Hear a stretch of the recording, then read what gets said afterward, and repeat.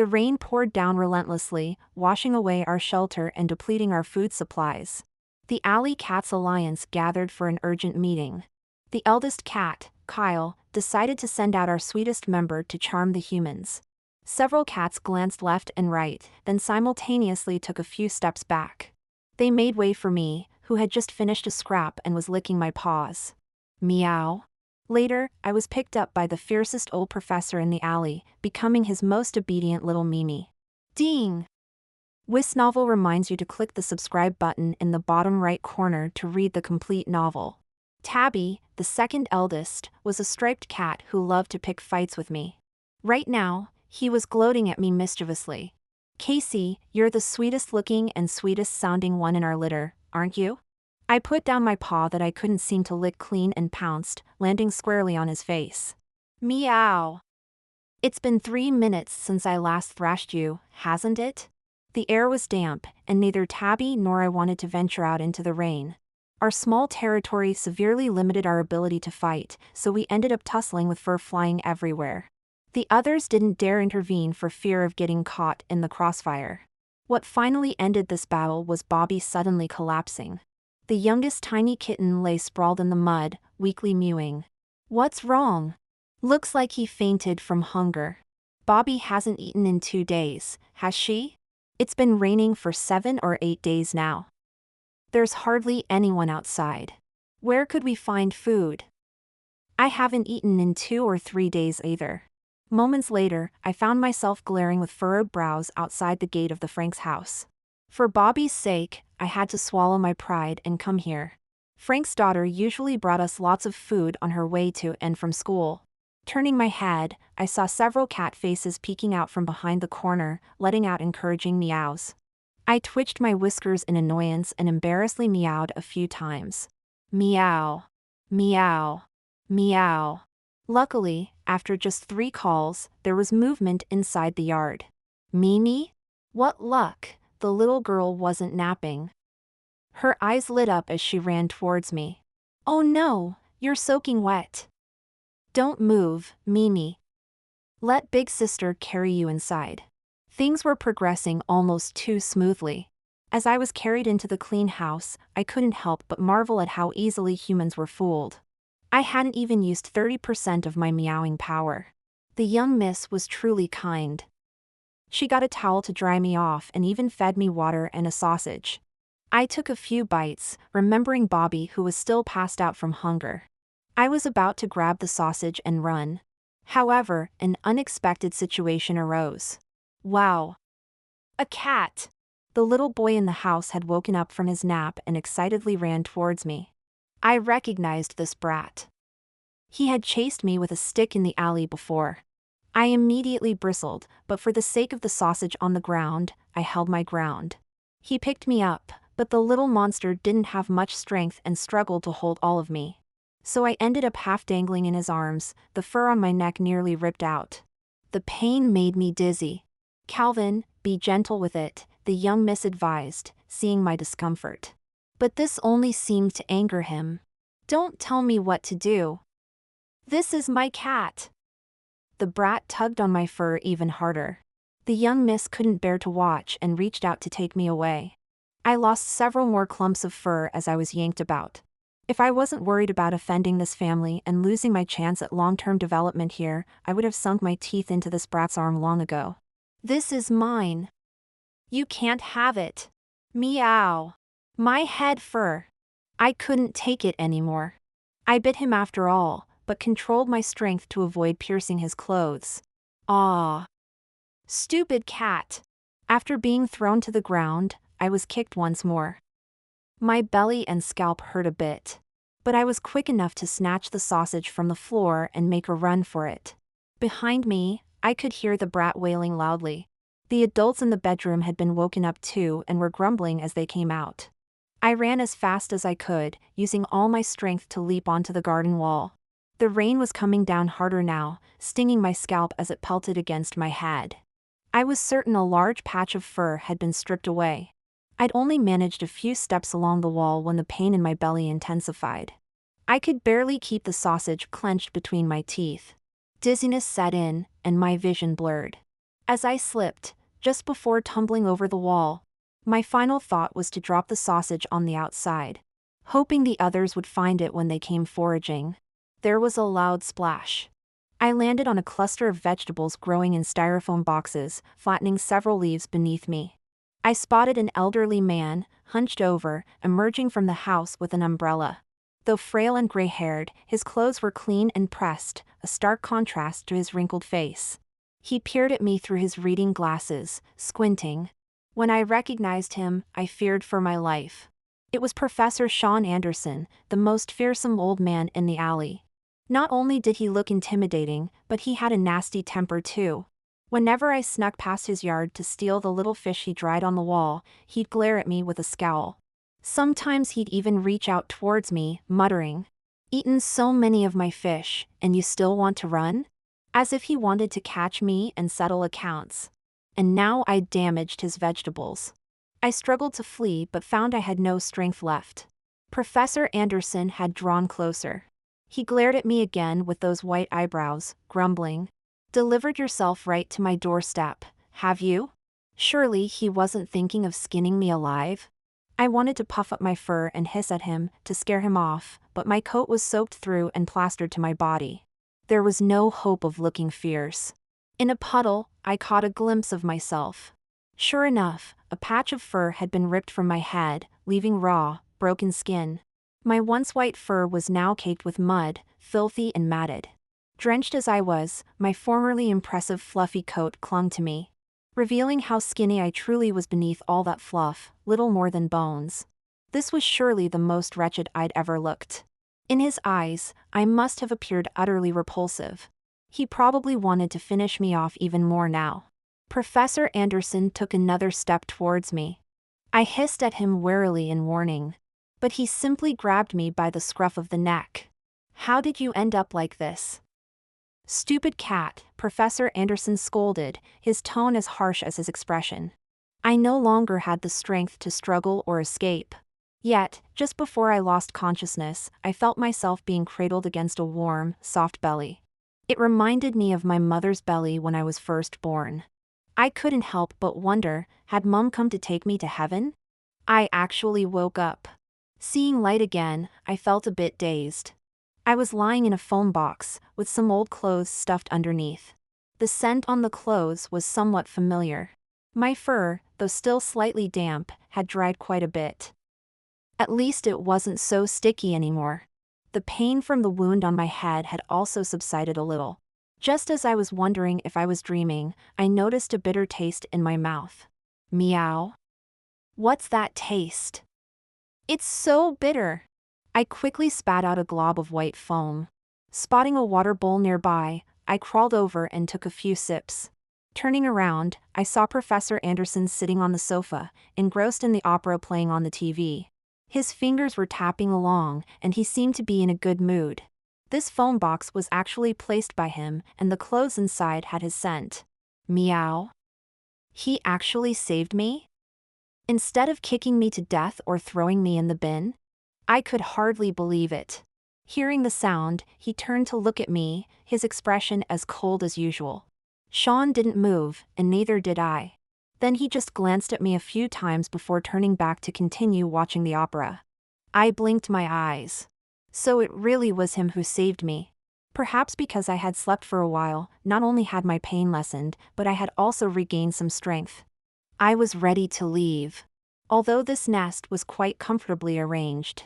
However, before leaving, I decided to thank this old professor for his brief shelter. I could smell mouse droppings from under the sofa. As Sean Anderson stood up in surprise, I dove into the gap under the sofa, the edges scraping my scalp a bit painfully. But moments later, I still managed to catch 3 mice, killing them one by one, and then neatly arranging them at Sean Anderson's feet. I then sat down to the side, lightly licking my paws and holding my cat head high with pride. Meow, this is my thank you gift. Sean Anderson looked at the mice, then at my head. He frowned again. The wound has reopened, he said coldly as he walked over, holding something white in his hand. Sean stared at me for a few moments before deciding to place that thing at my feet. I leaned in to sniff it, Couldn't smell anything, so I licked it once. Just that one lick was enough to make my fur stand on end as I jumped up. So it was this thing. Super bitter. So he fed me this stuff while I was asleep? Meow. I yelled at him in displeasure. Was he trying to kill me with bitterness? What a vicious human. I even caught mice for him, and this is how he repays me. Seeing that I wouldn't eat it, Sean seemed troubled, his face becoming even more frightening to a cat. He looked around and his gaze fell on the blanket on the sofa. I became a bit wary, not knowing what he was planning. Then I saw him walk towards me with the blanket. With lightning speed, he scooped me up. I tried to struggle, but he wrapped me up in the blanket like a cat burrito, with only my head sticking out. Meow. I was a bit confused. What was he trying to do? Dry my fur? I had to admit, the blanket was quite warm and soft, making me want to knead and lick it. But he quickly popped a pill into my mouth and sprayed something on my scalp. Meow. Finally, the medicine was administered. Sean collapsed onto the sofa, panting from exhaustion. I remained vigilant, curled up under the stool, glaring at him and frothing at the mouth. After a while, he seemed to remember something and got up to go to the kitchen. Perfect chance. I crept out from under the stool, glanced at his back as he busied himself in the kitchen, then dashed towards the front door. Luckily, the rain had stopped. I leapt majestically onto the garden wall, though I couldn't quite understand why I suddenly had so much energy. But that didn't matter. Seeing that the sausage outside the wall had disappeared, I assumed Kyle and the others had taken it, so I hurried back to our alliance base. But I didn't see a single cat, not even Bobby. There was just a pile of multicolored fur scattered on the ground. And the roof tiles we used for shelter had been smashed to pieces. Meow. I tilted my head in confusion. I started searching for them everywhere. Passing by the Frank's house next door, a small white cat poked its head out. It used to be our alliance's Robin, who joined us because other cats thought it was ugly and bad at fighting. I felt sorry for it and took it in. Later, it caught a mouse in another house and was adopted by the lady there, never wanting for food or drink again. The problem was that lady was so stingy. Ever since she discovered I would come in to eat Robin's leftover cat food, she reduced Robin's portions. Otherwise, I wouldn't have had to go begging at the Frank's house. Robin meowed at me. Just now, that couple from the Frank's house came to our base with sticks in the rain. I heard screaming from the yard, then everyone ran out of the base. What? I bristled with anger, my claws scraping the tiles. There it is! That nasty cat is here. A familiar child's voice suddenly piped up. Sure enough, it was the Frank family. You're the one who bit my son. You wretched cat. I'm going to beat you to death today. Bill Frank, a tall, burly man holding a stick, shouted. Oh no! He's found you, quick, jump in here and hide. Robin called to me anxiously. But I was too angry to flee, despite the stick he was wielding. Old grudges and new resentments boiled over. I immediately pounced at him, but he swung the stick and struck me across the belly. It hit the exact spot where I'd been kicked earlier. I saw stars from the pain. Stubbornly, I lunged at him again, this time managing to scratch his foot. Unfortunately, he dodged quickly, and my claws only caught his trouser leg. Unable to avoid it, I took another blow to my body. Mrs. Frank also tried to kick me a few times, but she was slow and I dodged them all, even scratching her a few times. What's going on here? Stop that! A familiar old man's voice suddenly rang out from behind. The Franks paused. My eyes lit up. Perfect opportunity. I immediately pounced, all four paws clinging tightly to Frank's leg, then sank my teeth in with a roar. This bite would definitely draw blood. Arg! Frank cried out in pain and started stomping his foot. Remembering the stick in his hand, he moved to jab me with it. No, don't hit it anymore. Sean rushed over, bending down with outstretched arms to pick me up. The stick struck his wrinkled hand instead, leaving a bluish-white mark. But he still managed to grab me, lifting me up forcefully and cradling me protectively in his arms. As if trying to soothe my agitation, he stroked me gently. Seeing Sean Anderson's usually fierce face now showing a concerned expression, I was momentarily stunned. I even forgot about the pain in my body. "Professor Anderson, what are you doing?" "It's just a stray cat," the Frank said, puzzled. Then I heard Sean say solemnly as he looked at them, "It's not a stray. It's my cat." "His cat? How could I be his cat?" I'd only had a few sips of water at his house, and the only thing I'd eaten was those horribly bitter white tablets. If I were to live at his house, wouldn't that mean I'd have to eat bitter things every day from now on? The dried fish I ate was stolen, not given freely, so that doesn't count. "Oh, but that's not the point." Sean was already arguing with the Franks. "I took it home, it ate and drank my things, so it's my cat now." "You can't hit it anymore." "Fine, so it's your cat, is it? Then you pay up." "This damn cat just bit my son, then bit me, and scratched my wife several times. Our whole family will have to go to the hospital for rabies shots now. You'll have to cover that, and the medical expenses too." "Meow." "Nonsense. I didn't even bite his son that hard." At the mention of having to pay, Sean frowned. I couldn't help but stare at him. The truth is, I wasn't always a stray. I once had a family who took me in. They saw me wandering outside, thought I was pretty and well-behaved, especially for a long-haired cat. My white fur was always meticulously groomed, so they couldn't resist bringing me home. But later, I was chased and bitten by a neighbor's dog outside, losing a large patch of fur.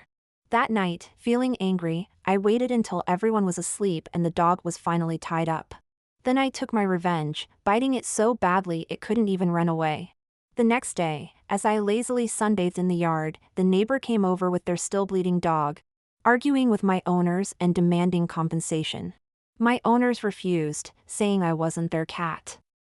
They called me just a stray. Then, right in front of the neighbors, they threw me out and wouldn't let me back in no matter how much I scratched at the door. From that moment, I understood. They might take pity on me for my cute appearance, feeding me for a while. But as soon as I caused any trouble they deemed not worth it, they'd discard me without a second thought. A cat has to be self-reliant. Later, I wandered into this alley. Many people tried to adopt me, but I hissed them all away. I had fully embraced life as a stray. "Fine, we can pay, but my cat needs to go to the vet too. You'll have to cover its injuries, or I'll get a lawyer involved," Sean said sternly. For a moment, I thought I'd misheard. He agreed to pay? And he seemed ready to fight for me? I looked up at him from his arms, not daring to blink. Was Sean an idiot? Had old age addled his brain? Thinking I was still scared, he stroked me again. "This cat has always been well behaved. It wouldn't bite without reason. You hit it with a stick, so it defended itself." "Exactly." I meowed sweetly twice, my voice so sugary it even surprised me. Now I didn't know where the other cats from my usual spot had gone, or if Bobby had recovered. Bill Frank was shaking with anger. "What are you on about? If it's so well behaved, why did it bite my son? Professor Anderson, we usually respect you, but don't try to pull a fast one." "Meow." He pulled my fur first. When I saw the cat at noon, it already had a large wound on its head. "My doorbell camera caught it escaping from your yard at that time, so I reckon your child caused the injury." Sean Anderson stood his ground, like a stubborn old man. As they argued, the lady from the neighbored house came out. After listening for a while, she tried to mediate between the two families. In the end, they decided each family would go to their own hospital and then reimburse each other based on the receipts. Bill wanted to say more, but Mrs. Frank held him back. How much could a cat's medical bills be? "Let's go, we need to get you a rabies shot. And you might even need a serum."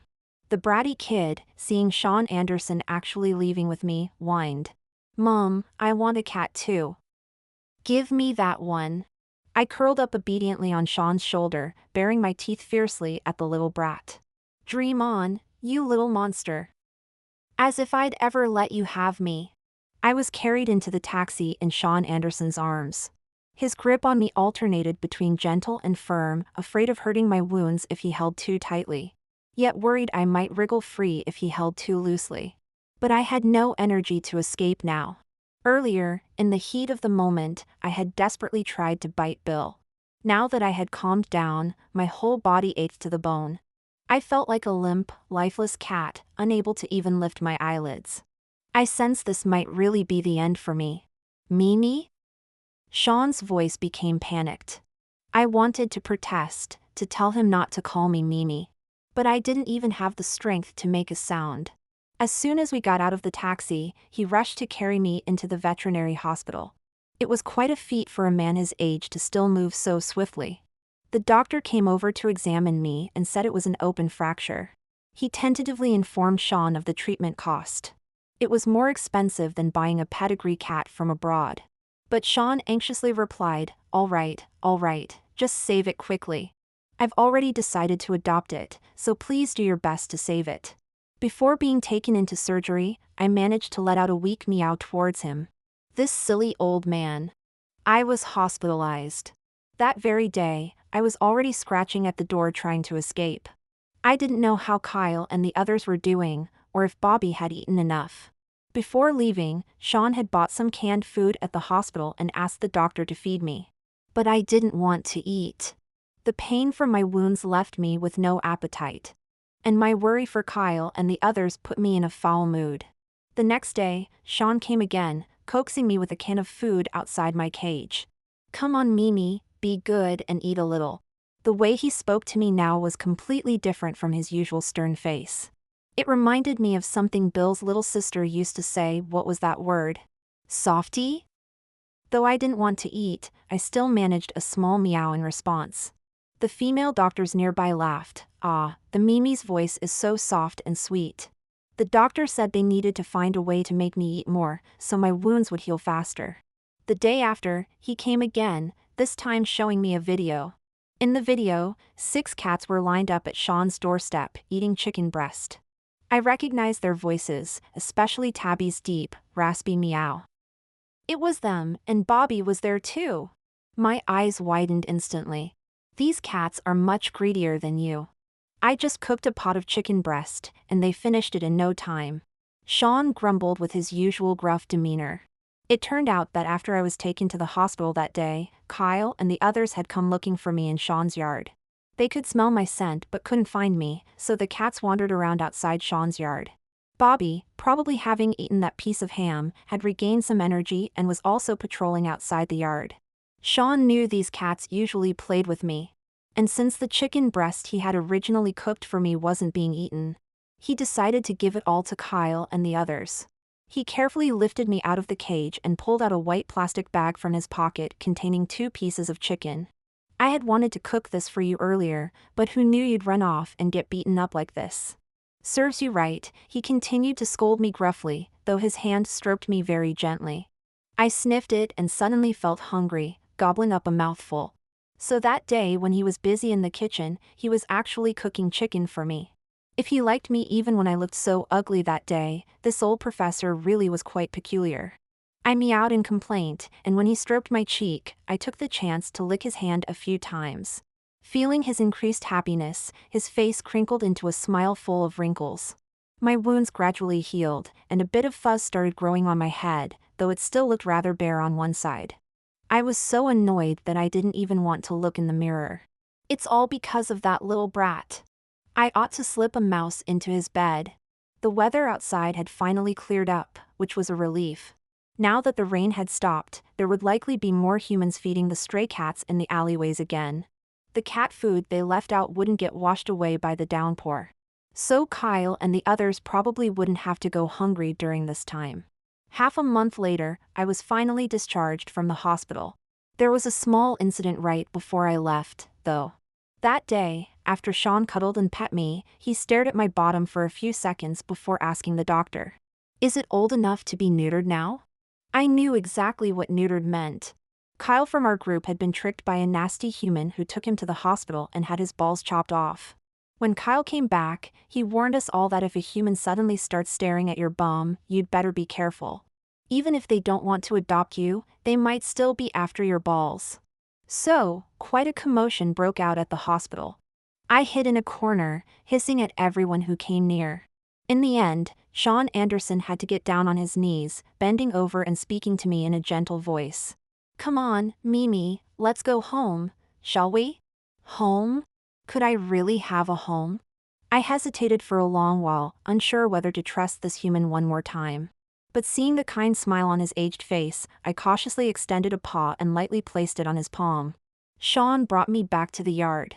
Several cats from our group quickly came over, gathering around the gate to look at me. Casey, is this a blessing in disguise for you? Looks like you'll be living the good life like Robin from now on, with plenty to eat and drink.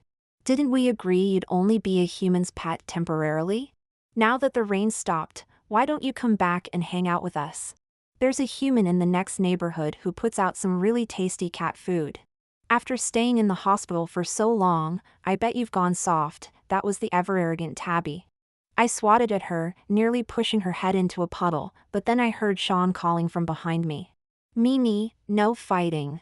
Tabby, pinned beneath my paw, started howling with laughter. Mimi! He's calling you Mimi. I immediately bristled, pouncing on her and shoving her whole head into the puddle. From now on, anyone who dares to laugh at me being called Mimi is dead meat. That day, the sunshine was lovely. Sean was sitting in the garden, wearing his reading glasses and perusing a book, with a pot of tea beside him. A few vegetable pots he had planted along the garden wall shook off some water droplets. The plants looked sparse and sickly, as if they were about to die. I stared at the few weeds that had sprouted next to the vegetables and took a few bites. It must be these weeds causing the problem, definitely not because I had trampled them. At that moment, the Frank family next door learned that Sean had brought me back. Oh, they came over with a stack of bills. I had almost forgotten about this ordeal. I spat out the weeds in my mouth and bristled warily. You little beast, because of you I can't even drink now that I've had my jabs, Bill Frank spat at me.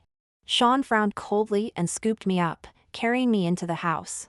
Probably afraid I'd sneak out and get hurt by these aggressive people again, he closed the door.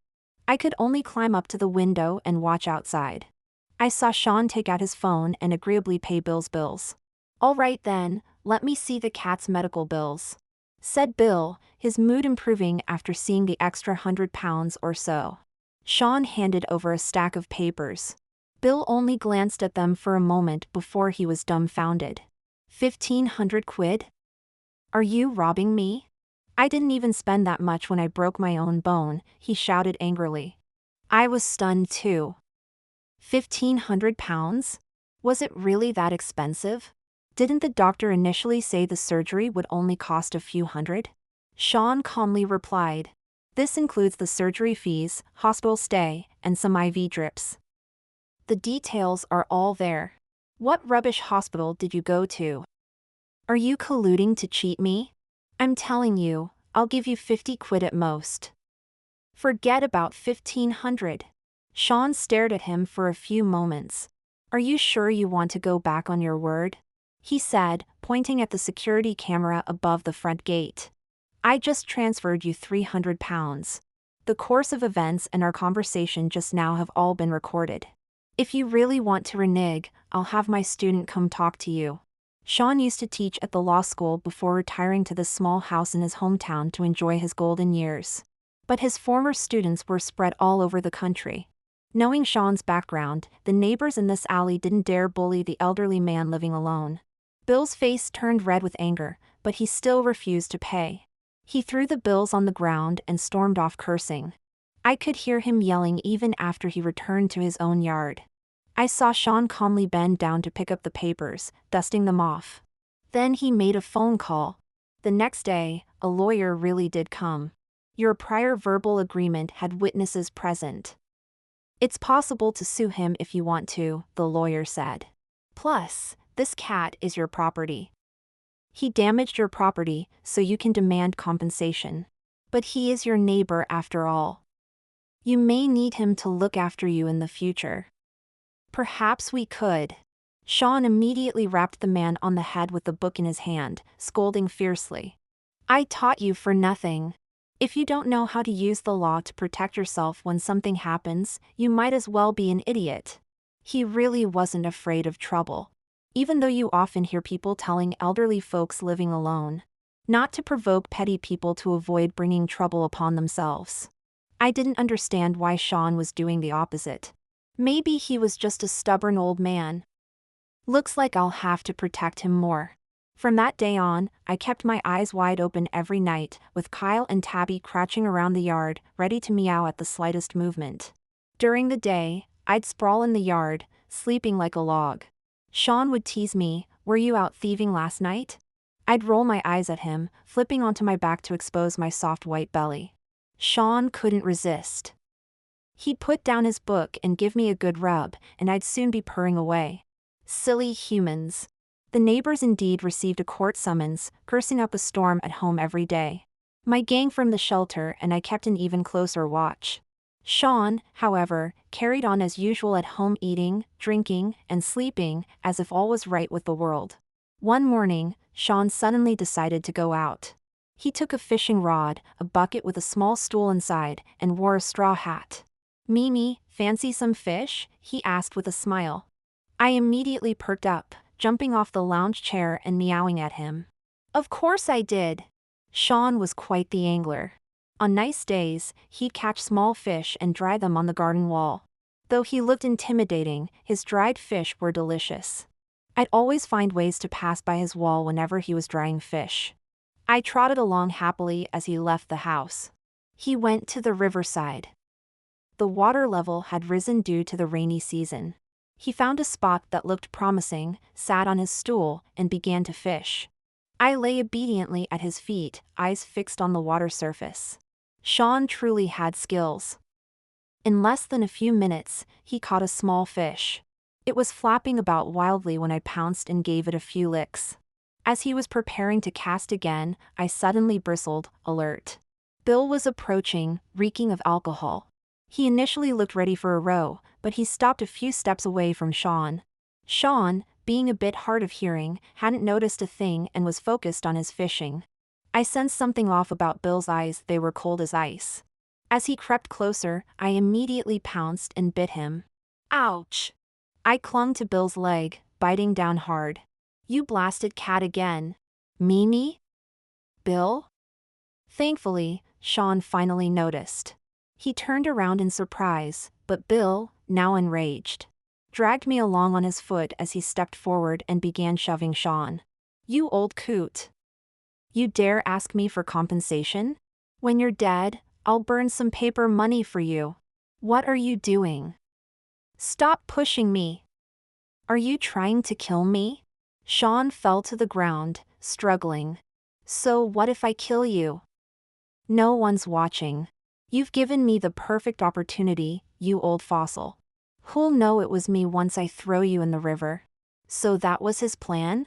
I was so furious my eyes nearly bled, feeling my bites on his leg weren't hurting him enough. I looked over to see Sean about to be pushed into the river.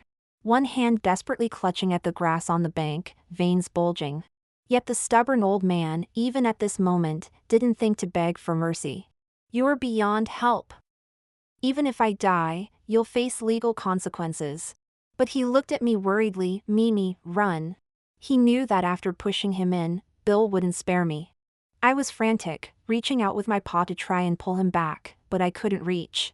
In my panic, I suddenly remembered something Tabby had said when we'd fought before. "If I hadn't gone easy on you out of pity, you wouldn't have beaten me like this." I didn't believe it, thinking it was just big talk. You house cats are really pathetic fighters. You should learn from me. Just now, if I'd clawed your eyes, you'd have been done for. Don't doubt me, I've taken down plenty of strays from the next district with this move. I'd always been skeptical, wanting to try clawing a cat's eyes to see what would happen. But never had the chance. The alley cats were all too weak, easily pinned down with a few swats. And I couldn't bring myself to be that harsh with Tabby. But now, Bill's terrifying eyes were gleaming with madness. In that instant, I had an epiphany. I climbed up his body like a tree, and before he could react, my sharp claws raked across his face. "Arg!" He screamed in agony, finally letting go of Sean and grabbing for me instead. My claws were embedded in his eyeballs. As he pulled me away, I felt my whole body suspended in the air, flying. Die, you mongrel! Bill threw me with all his might. Soaring through the air, I saw Bill on the ground, howling in pain and clutching his eyes. I saw Sean finally managing to crawl up the bank, shakily reaching out to try and save me. Mimi! But I had already plunged into the swift current in the middle of the river, instantly swept away by the flow. I thought to myself, surely this heroic image of me protecting my human would be etched in the stubborn old man's memory forever? Epilogue. A large white cat suddenly appeared in the alley.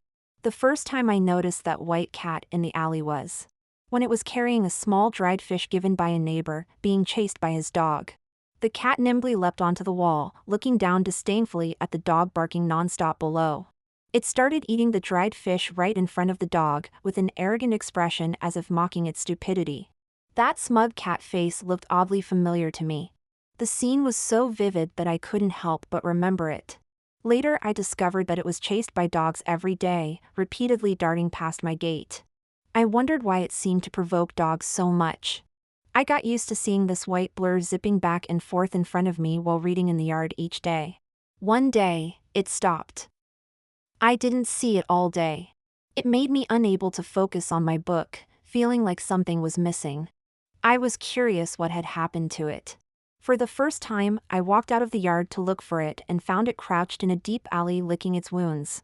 Had it been bitten by a dog? I was about to go check on it. Upon noticing me, it hissed warily and ran off like the wind. So for the next few days, I was a bit distracted. I didn't feel like reading, my mind preoccupied with how that cat was doing now. That day, my student called, wanting to take me to his city to retire. I refused. He sighed and tried to persuade me. Professor, when will you ever change that stubborn personality of yours? If he had been in front of me, I would have smacked him with a book. I've been stubborn all my life, what's a few more days? Why change now? Meow, the familiar sound rang out again. I looked up to see that cat perched on my wall with a dried fish, looking down on the dog in the corner. I chuckled. No wonder its little face looked so familiar. I reached out to grab it, but it got scared, its fur standing on end as it darted away. I thought it was probably a bit afraid of people, but that was all right. It was just a greedy cat after all. So I dried the fish I caught and neatly arranged them on the wall where it usually came. Sure enough, it came, and no matter how many fish I caught, they would all be cleaned out. I thought, after eating my fish, surely it wouldn't be afraid of me anymore? But it still ran away. I angrily called it stupid. It happened to be the plum rain season, and it rained for a long time. Looking at the curtain of rain covering the sky, I felt worried about that stupid cat. I carried a basket of tiles to the deep alley it liked to stay in, and built a simple shelter so it would have a place to rest. But just building that small shelter left me with an aching back for 2 days. I couldn't even nap well. I got up and took an umbrella, wanting to check on that stupid cat, when I heard a thud in the yard. I opened the door to look. Well, it came right to my doorstep. Though it stupidly got itself all beat up. In a dramatic turn of events, I finally got to keep it as I had wished. It liked to meow mew mew at me, so I called it Mimi. It did annoy the neighbor though. In my years at the courthouse, I'd encountered plenty of people like that and was never afraid. I just never expected it would cost me my little cat. Watching it get swept away in an instant by the rushing water, I was dazed for a moment. When I came to my senses, I chased along the river trying to find it, but couldn't. Some people said the river current was too strong, the cat had probably drowned and sunk to the bottom. Others said the cat may have been washed downstream to the village. But it was too far and couldn't find its way back. I handed over my voice recorder to my student. Bill was quickly convicted of attempted murder and locked up. Bill's wife came to beg me to let him go. I ignored her. Everyone should be responsible for their own crimes. Later, Bill's wife decided to divorce Bill and took their 16-year-old daughter away. The few cats in the alley still circled around outside my yard every day, as if looking for their companion. I started feeding them too, hoping they might bring Mimi back one day. Days passed. I felt myself aging quite a bit more. My legs became increasingly unsteady. Walking from the alley to the riverbank left me with sore legs and back. But I still went to look every day out of habit. This day, I sighed softly as I gazed at the river's surface, turning back disappointed once again. But after taking a few steps, I heard a faint mew. Mimi?